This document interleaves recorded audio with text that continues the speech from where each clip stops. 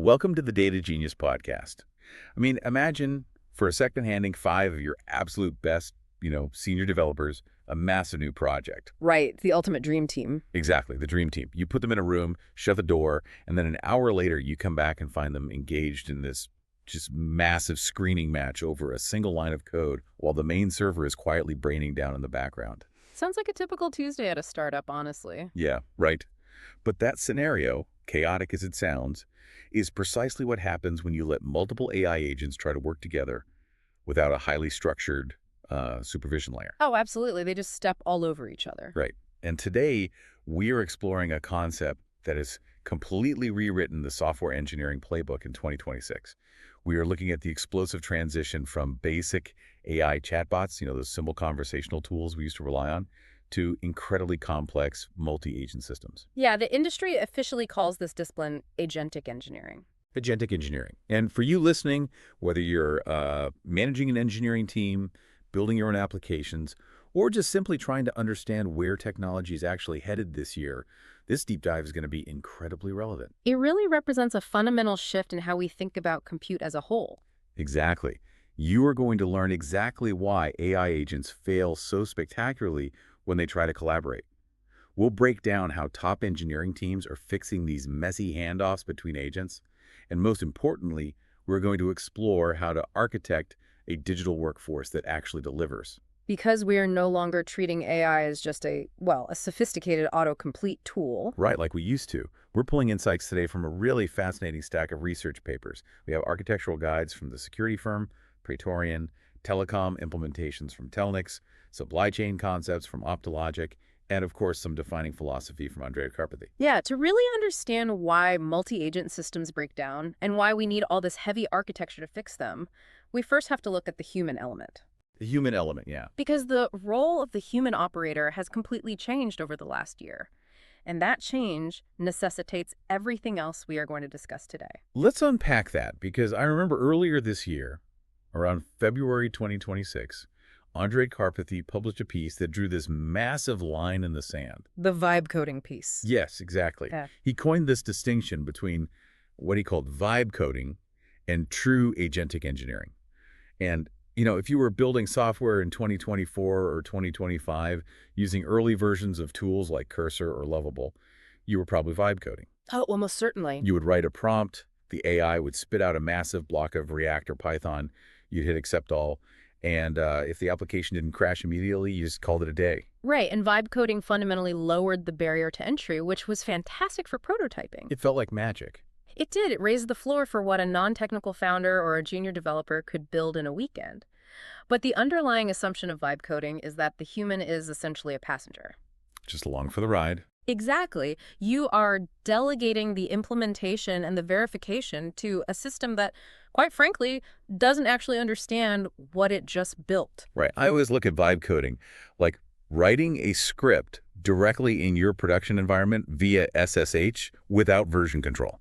Oh, terrifying. It feels incredibly fast and magical right up until the exact moment it catastrophically corrupts your database. Yeah. You wouldn't run an enterprise backend that way.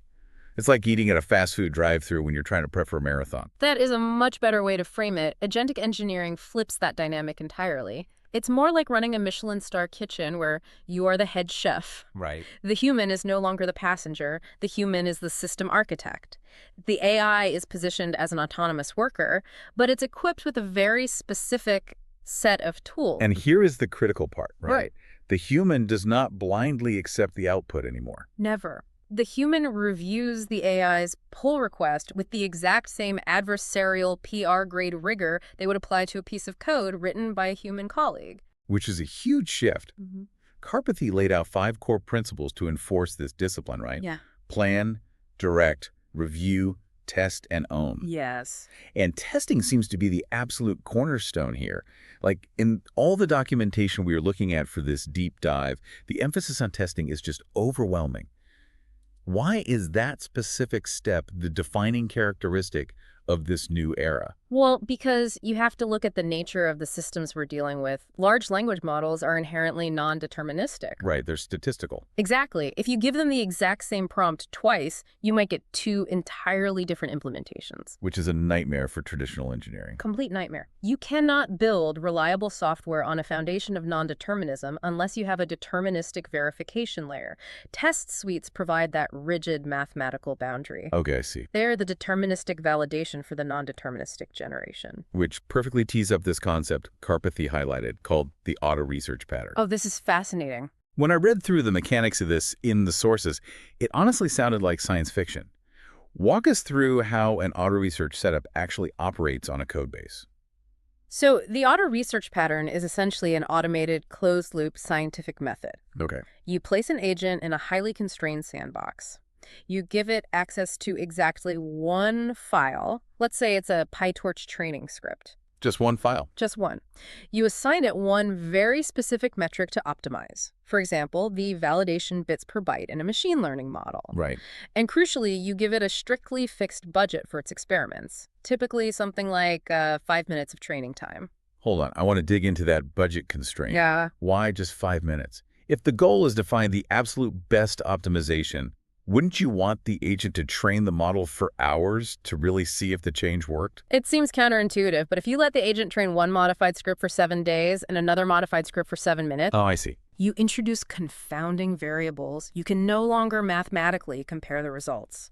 By locking the compute budget to exactly 5 minutes for every single run, you ensure a perfectly level playing field. Because the only variable that changes is the raw quality of the code the AI injected. Exactly. So the agent is basically brute forcing the scientific method. It writes a change, runs the 5-minute test, reads the output, and then decides what to do next. Yes, and it does it relentlessly. In the specific case study we reviewed, the agent was executing about 12 full experiments an hour. Wow. Over the course of a weekend, so roughly 2 days, it completed 700 independent runs. 700 runs.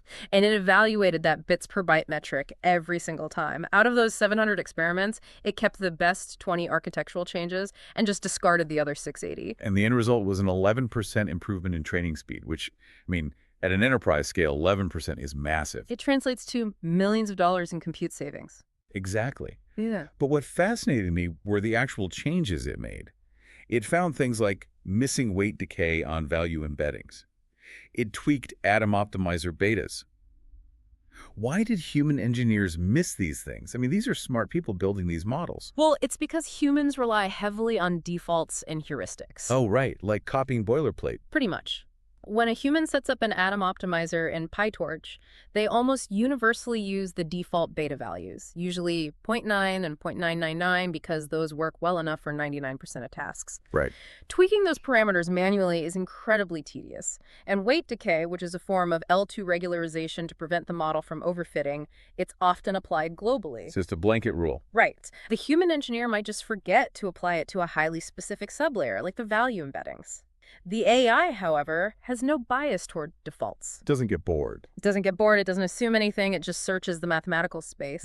It realized that applying weight decay specifically to that one embedding layer improved the loss metric. That is wild. It even went in and deleted redundant blocks of code just because the 5-minute benchmark proved the code wasn't contributing to the performance. I see the power in that, definitely. Yeah. But I have to play devil's advocate here for a second, because isn't the whole promise of AI that it abstracts the work away from us? That's the marketing pitch, yeah. Right. Yeah. If I have to spend 3 days writing a bulletproof test harness, defining bits per byte metrics, setting up strict time budgets, and building a sandbox, I mean, I'm doing a massive amount of engineering just to let the AI do the engineering. Why are we taking on all this management overhead? I hear that pushback constantly from engineering teams transitioning to this model, but it really stems from a fundamental misunderstanding of what an LLM actually is. How so? An LLM is not an employee. It is a ghost. A ghost? Yes, it's a statistical simulation of human reasoning patterns just floating in a high-dimensional vector space. It is not an animal you can train, and it is absolutely not a human you can motivate. You cannot pull an LLM aside and give it a pep talk. You can't say, hey, this module is really important for the Q3 launch. I need you to focus. It doesn't care about your Q3 launch. It doesn't feel stress. It feels absolutely nothing. And because it lacks intrinsic motivation, you cannot manage it with soft skills. You can only manage it with rigid mathematical constraints. Ah, okay. That is why the overhead is necessary. You have to establish a strict metric hierarchy. You define a primary metric, the number you want to go up. You define secondary metrics to validate the quality of the work. But the most important part of this overhead is defining the guardrail metrics. Guardrail metrics. Okay, give me an example of how that works in practice outside of machine learning.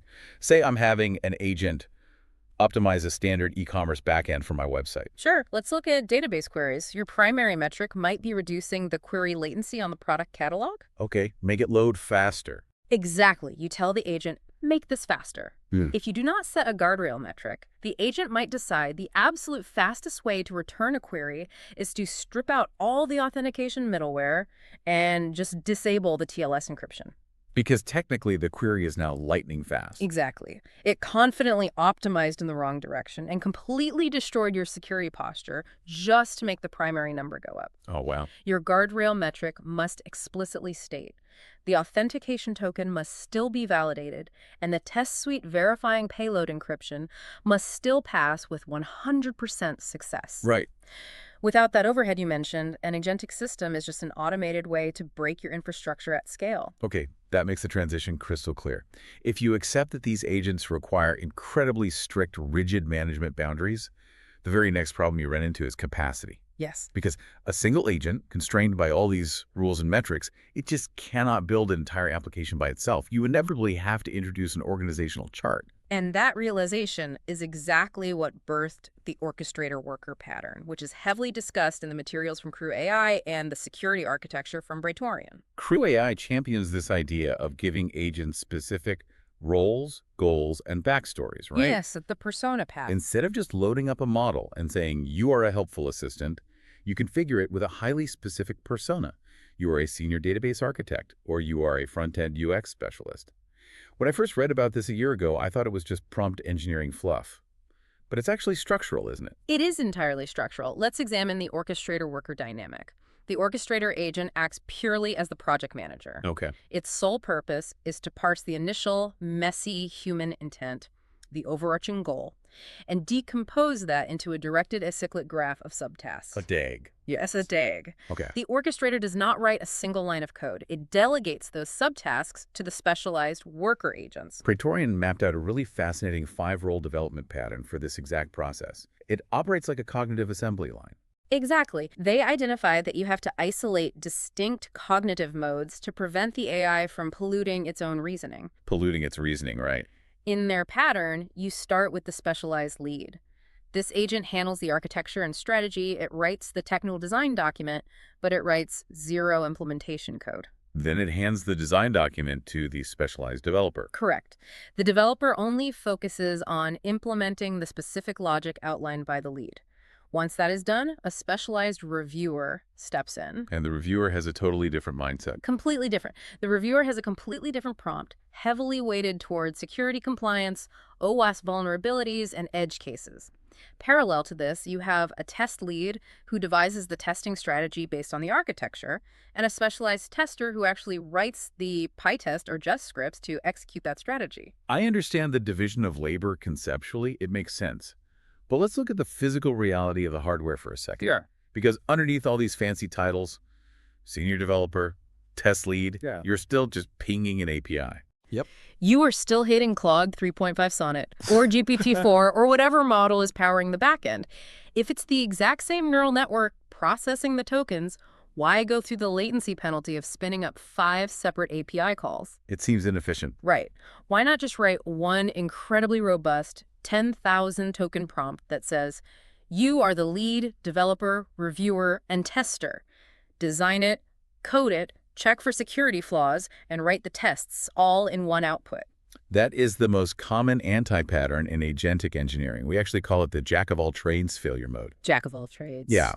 When you force a single agent to handle all of those cognitive states simultaneously, you trigger massive cognitive decay. Mechanistically, why does that happen? This happens because of the U-shaped accuracy curve inherent in transformer-based models. Ah, the U-shaped curve. I've heard researchers refer to this as the lost in the middle phenomenon.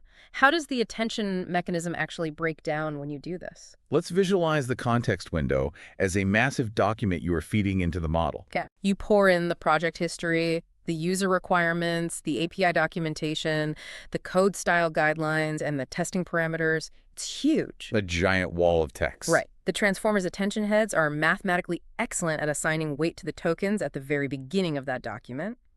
They are also excellent at weighing the tokens at the very end, the most recent instructions. But the middle sags. The middle completely collapses. The attention mechanism diffuses across too many competing concepts. The model forgets the critical security rules buried on page 4, or it loses track of the testing requirement introduced on page 7. So it just drifts. Exactly. It starts right in the code, gets halfway through, and decides to just skip the testing phase entirely just to finish the function block. Or worse, it encounters a failing test, and because it holds both the developer and tester personas simultaneously, it decides the easiest way to resolve the conflict is to rewrite the test to expect the failing output. Oh, wow. It just cheats. It absolutely cheats. It compromises architectural integrity just to make the red text turn green. That is wild. So, by splitting the process into 5 separate agents, you are keeping the context window surgically clean for each API call. The developer agent only sees the architectural design and the code it needs to write. Its attention heads are entirely focused on implementation. Right. The tester agent only sees the finished code and the testing requirements. Its attention is entirely focused on breaking what the developer built. Okay, that makes perfect sense from a token management perspective. Work. We have successfully broken our monolithic AI into a highly specialized team of 5.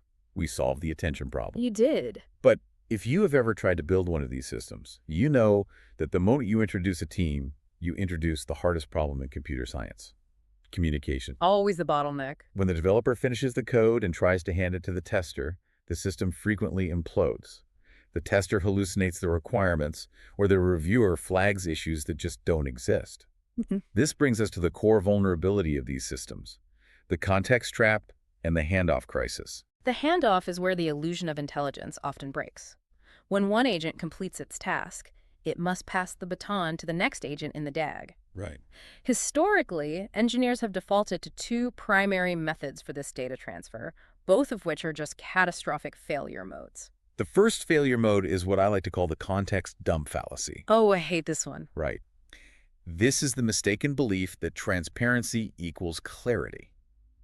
So the orchestrator just takes the entire transcript of what the developer agent did, bundles it up, and shoves it into the prompt of the reviewer agent. It is a devastating token trap. It's like onboarding a new employee by handing them an uncurated export of your entire email inbox in the past 3 years. Exactly. You tell them everything you need to know is in there, but it's just raw noise. It is actually worse than an email inbox. An email inbox at least has metadata dates, subjects, threads. A context dump is often a flattened, unstructured string of text. Just a blob. A huge blob.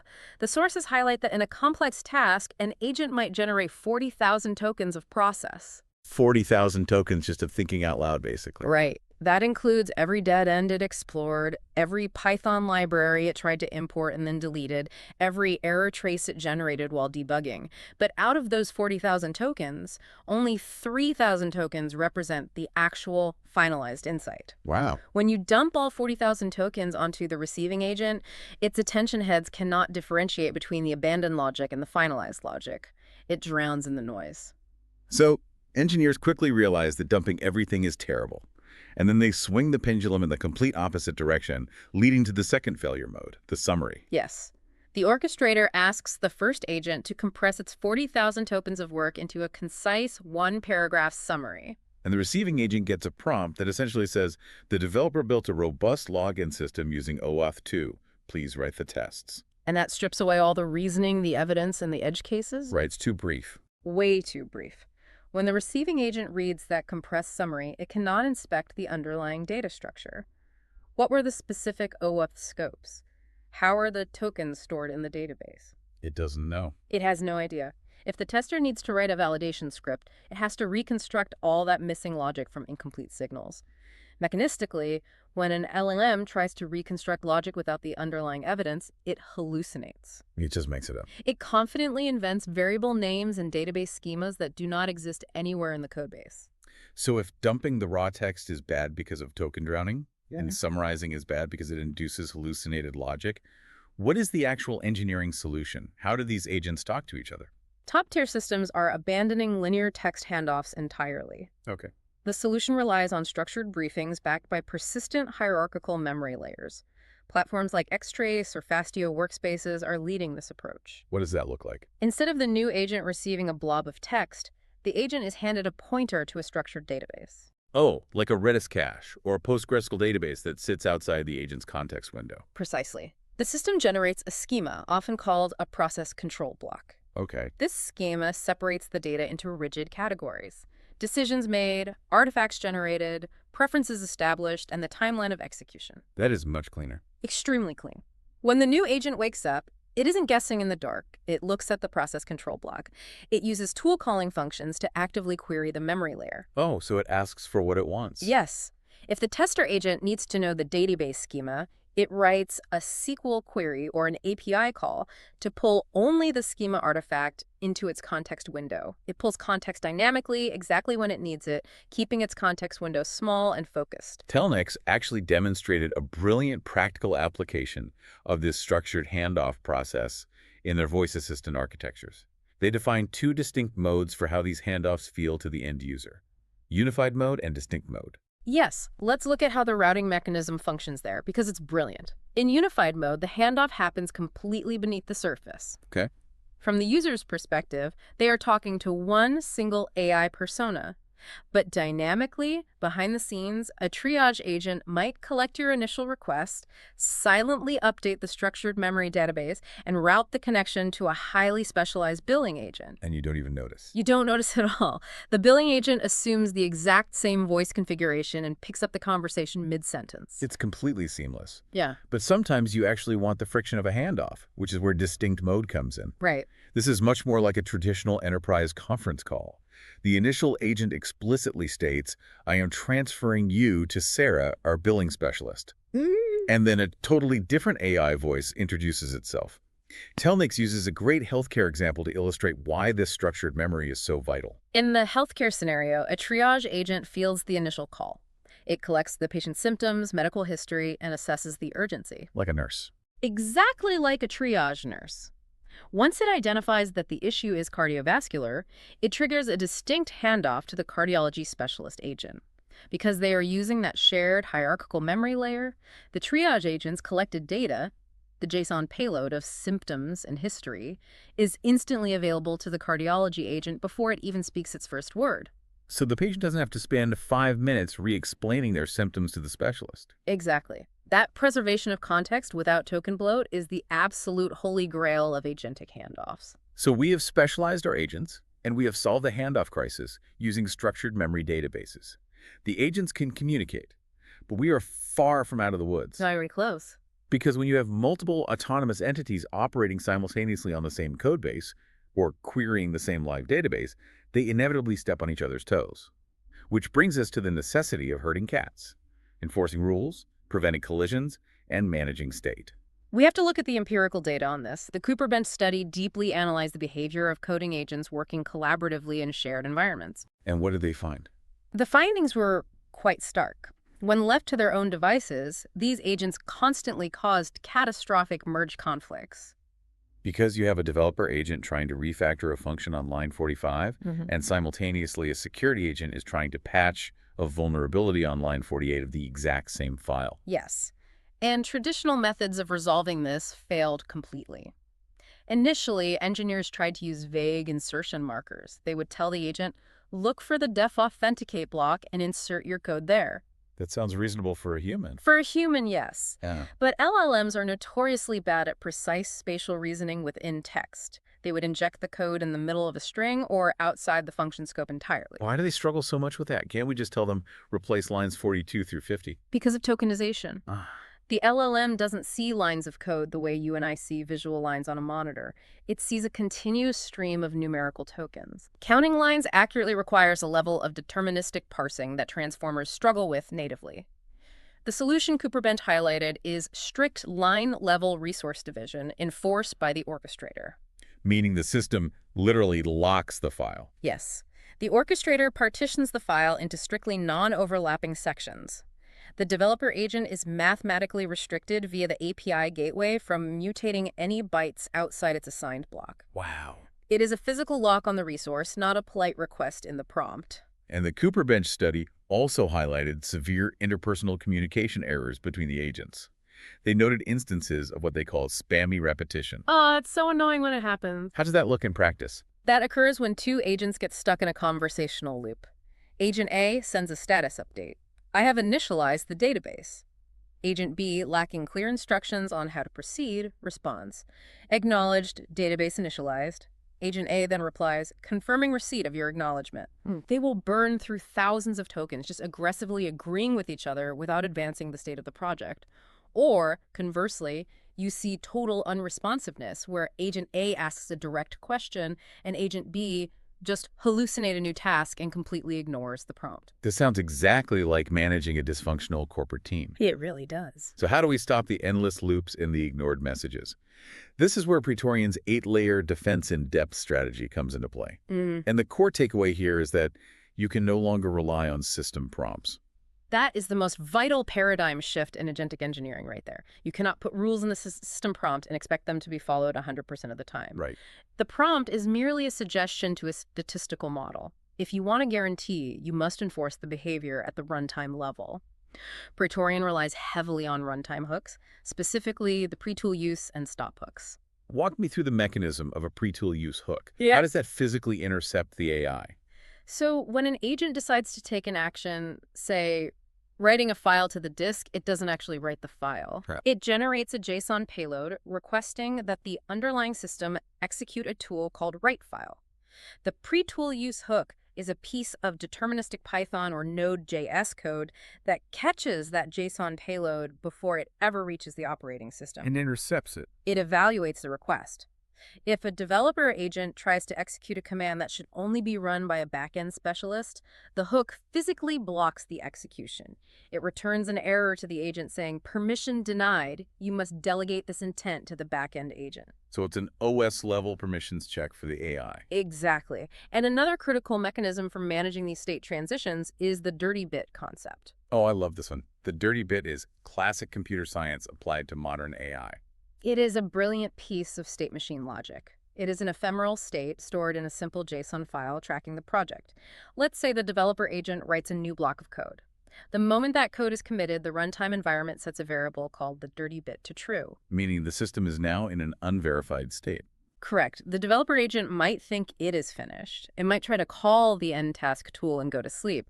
But the runtime hook checks the dirty bit. And that doesn't matter. Because it is true, the runtime physically blocks the developer from exiting. It rejects the end task call and forces the orchestration layer to wake up the independent reviewer and tester agents. Only when the tester agent runs the test suite and returns a 100% pass rate does the system flip the dirty bit back to false.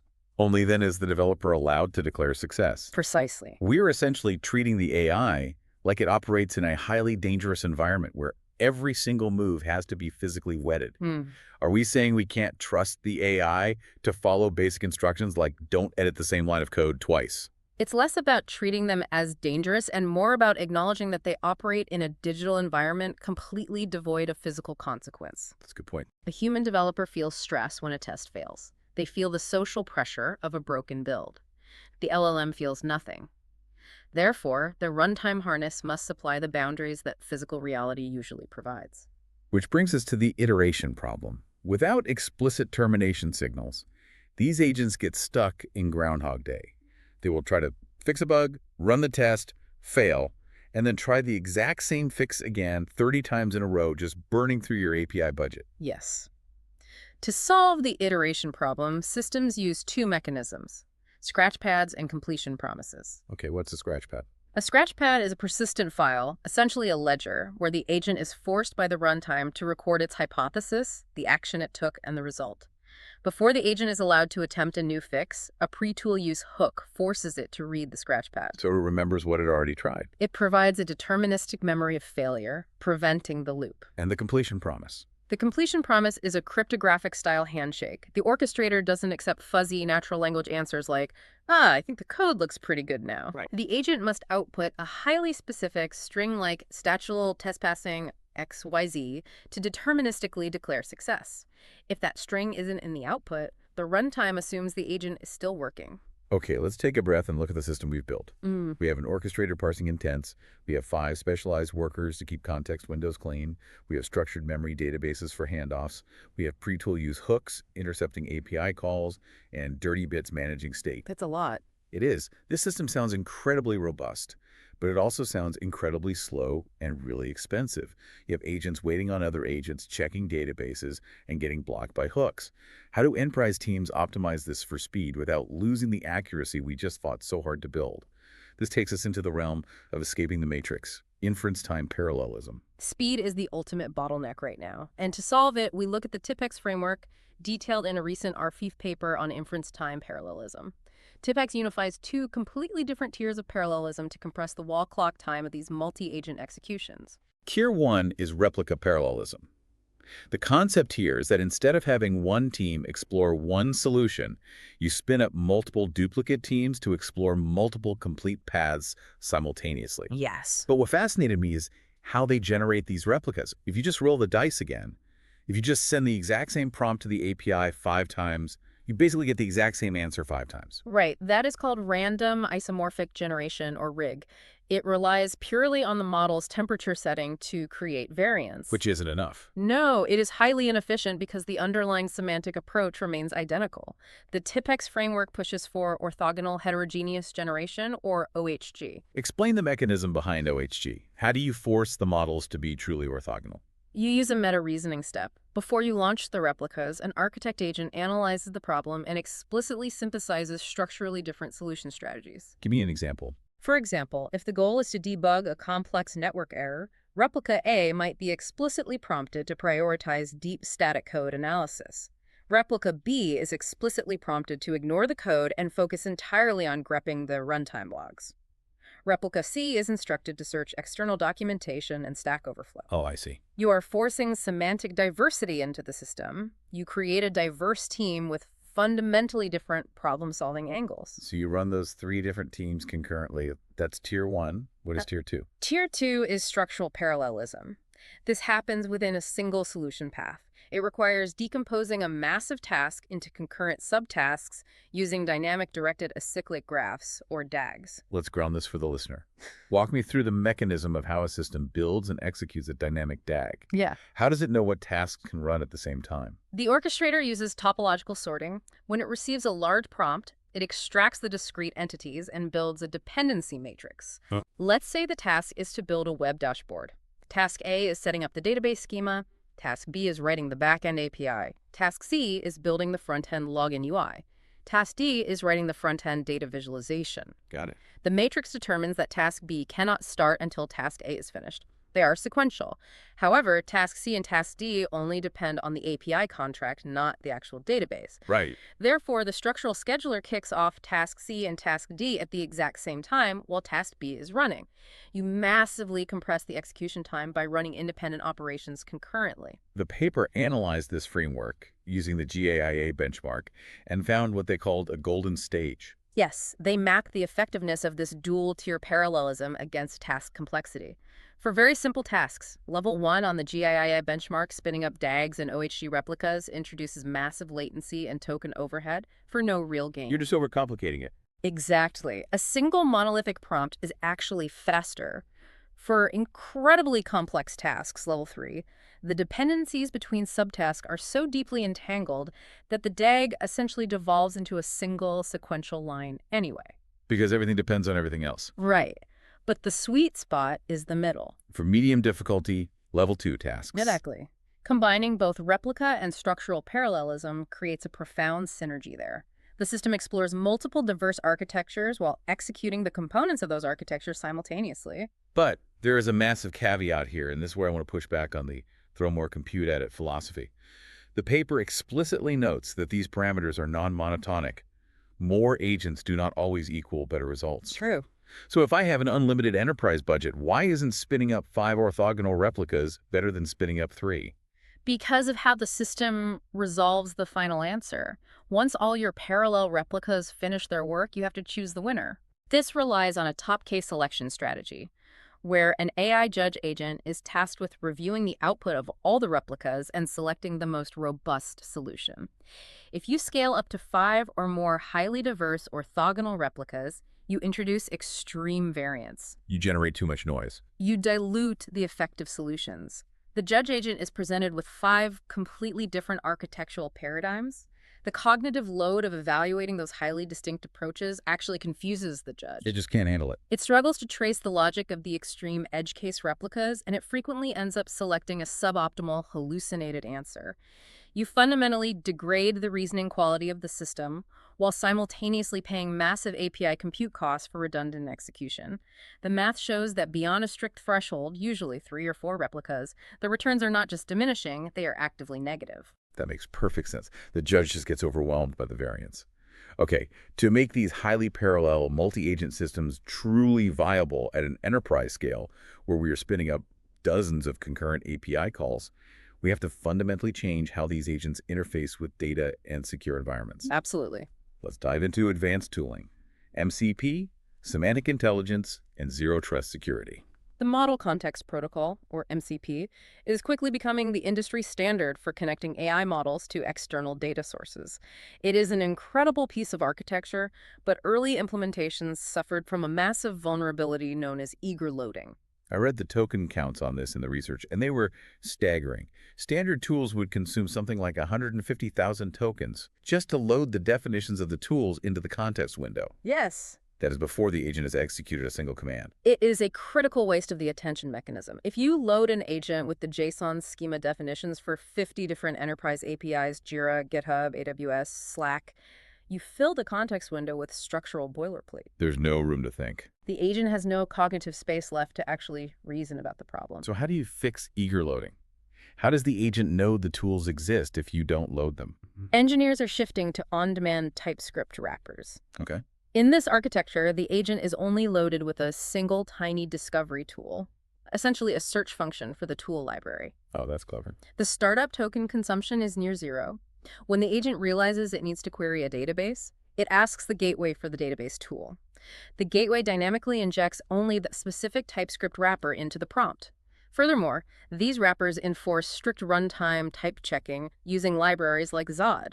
What does Zod actually do in this context? Why is it important? Zod validates the schema of the data before it returns to the LLM. If an agent executes a tool to pull a user record and the database accidentally returns a 5-megabyte log file instead, Zod intercepts the payload. It checks the return type, sees it doesn't match the expected schema, truncates the payload, and returns a clean error to the agent. It physically prevents API responses from flooding and corrupting the context window. And this philosophy of token preservation extends to how agents read code, too. The introduction of Serena and semantic code intelligence is mind-blowing. If I ask a traditional agent to change one specific function in a massive 10,000-line legacy file, it usually uses a grep search or a basic file read tool to pull the entire document into its context window. It wastes 40,000 tokens reading code it doesn't need to see. That is the legacy approach. Serena fundamentally changes this by utilizing the language server protocol, or LSP. Explain the mechanism there. How is LSP different than a grep search? A grep search treats code as a raw string of text. It just looks for countermatches. Yep. LSP treats code as an abstract syntax tree, an AST. Right. It understands the structural semantics of the language. It knows where a function begins, where it ends, what variables are scoped within it, and what other files depend on it. When an agent uses an LSP-backed tool, it doesn't ask to read the file. It asks the language server to resolve the symbol for, say, calculate revenue. So it's much more surgical. Yes. The language server parses the AST, extracts only the specific function body, and returns it. You consume maybe 1,000 tokens instead of 40,000. Every token saved on tool definitions and brute force file reading is a token the AI can allocate toward deep structural reasoning. That is a massive efficiency gain. But as these agents get faster and more autonomous, security becomes terrifying. Oh, it's the biggest concern right now. We have to talk about the just-in-time, or JIT, injection architecture, specifically looking at how teams are integrating one password. Security in agentic systems demands a zero-trust pattern. You are giving an autonomous, non-deterministic ghost the ability to execute code on your infrastructure.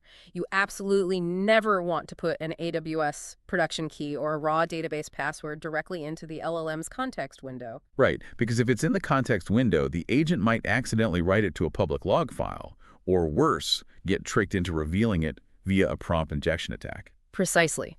The one-password integration solves this via JIT injection. I think of this like a valet key for your car. When you give the valet your key, they can drive the car, park it, and bring it back. But they physically cannot open the glove box or the trunk to steal your registration. How does the agent execute the command if it doesn't actually have the password? It relies on process isolation. The agent writes a script, say a bash script to deploy a server, but it leaves the password field blank, referencing an environment variable instead. Yeah, okay. The agent then calls an execution tool. It doesn't run the script directly. The runtime harness takes the script, spins up a secure child process, and uses a run with secrets CLI wrapper.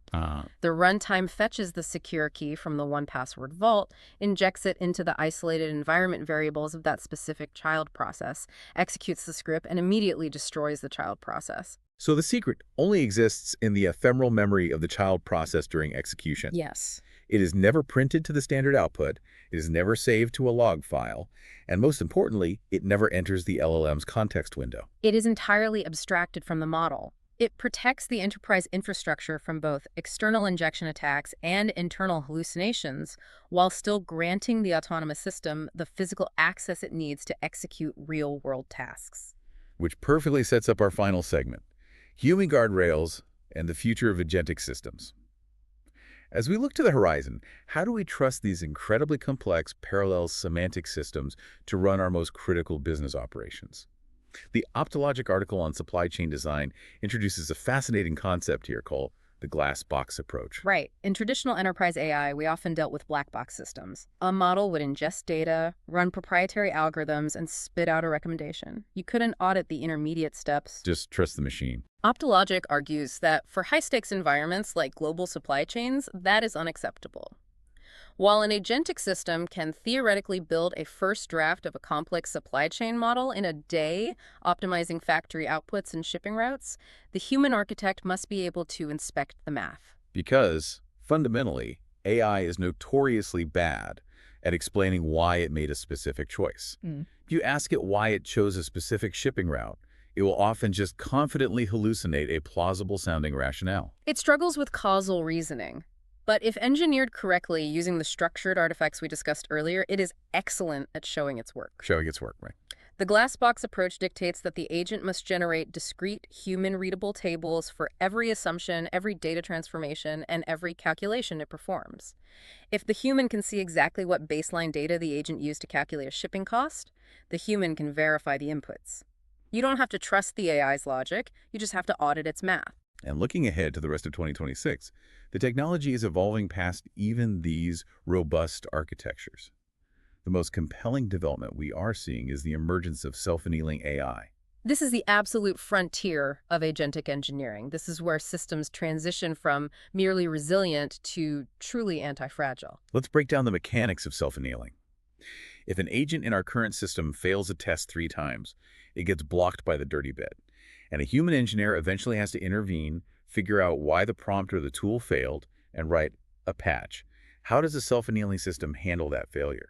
In a self-annealing system, consecutive failures act as a trigger. Okay. If a worker agent fails a quality gate 3 times in a row, the orchestrator does not simply throw a fatal error. It dynamically spawns a highly specialized meta-agent. The meta-agent. This meta-agent has root access to the system's own configuration. It diagnoses why the worker failed. Did the worker misunderstand the API documentation? Did the bash script time out? The meta-agent actually rewrites the underlying tool scripts or refactors the prompt skills of the failing agent and submits a system-level pull request to patch the infrastructure itself. The machine is literally profiling its own cognitive bottlenecks, writing code to fix them and deploying the fix. It's incredible. We are also seeing this paired with heterogeneous LLM routing, right? Mm. The orchestrator isn't just routing tasks to different personas, it's routing tasks to entirely different foundational models based on the required cognitive load. It optimizes both raw performance and API costs. If a task requires complex, multi-step reinforcement learning logic, the orchestrator routes it to DeepSeek. If the task requires deep visual debugging or front-end UI validation, it dynamically routes the payload to Kimi or a specialized multimodal vision model. The architecture is agnostic to the underlying brain. So before we wrap up, I want to leave you, our listeners, with a thought to mull over. If we are entering an era of self-annealing systems, where the architecture patches its own prompts, writes its own tools, and routes its own tasks across heterogeneous models, how long until the complexity of the machine completely outpaces human comprehension? That's a valid question. Will we soon have to build an entirely new class of auditor agents whose sole purpose is to translate the machine's self-generated architecture back into something a human CTO can actually understand?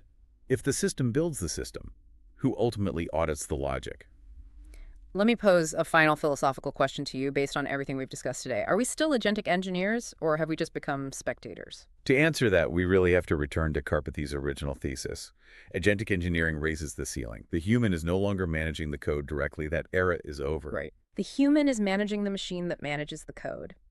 It is an anti-fragile, self-healing system, yes, but the human still sets the initial constraints.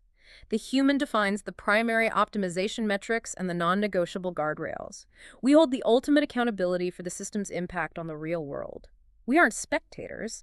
We are the system architects operating at a much, much higher level of abstraction. We are still the head chefs in that Michelin star kitchen, even if we now have an army of highly autonomous, self-correcting, robotic sous chefs managing the line. It is a profoundly exciting and, I won't lie, slightly terrifying time to be building in this space. It really is.